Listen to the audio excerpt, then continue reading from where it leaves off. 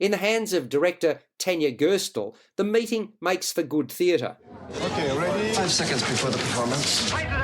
Welcome to Theatre First with Alex First. A secret imaginary rendezvous between two towering but polar opposite African American leaders plays out in The Meeting. The pair lived in the same era. Both were assassinated at age 39. One preached nonviolence, the other violent rebellion. I speak of Baptist minister and activist Martin Luther King Jr. and Muslim minister and activist Malcolm X.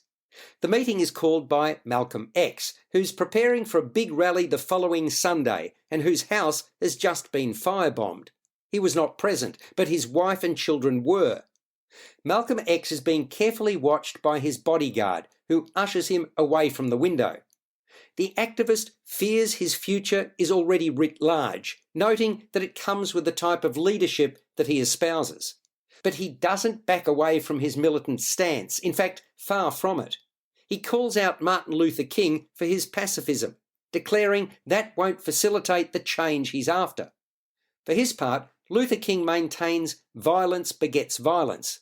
Suffice to say, the meeting doesn't go well, until a quantum shift takes place.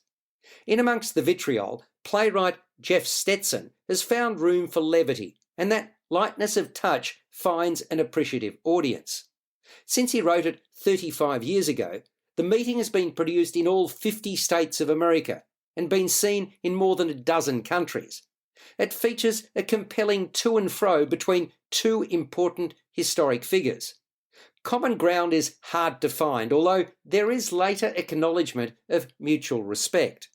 Sprouting fire and brimstone, Christopher Kirby brings power and gravitas to his role as Malcolm X. Kirby is a sizable and unmissable presence. Diminutive in size by comparison as Martin Luther King, Dushan Phillips lets his elegant delivery of ripostes speak for him. Phillips conveys the impression of a man you'd want with you when the going gets tough, someone who could talk you off a building ledge. Stetson has based much humour around the interplay between Malcolm X and his bodyguard, Rashad. Aklesh Jain has a fine command of what's required in that regard and makes the most of the opportunities presented to him.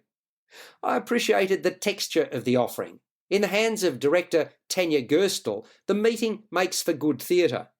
In a contemporary context, you're left asking how far the US has actually come since the 1960s, when these two iconic black leaders were slayed.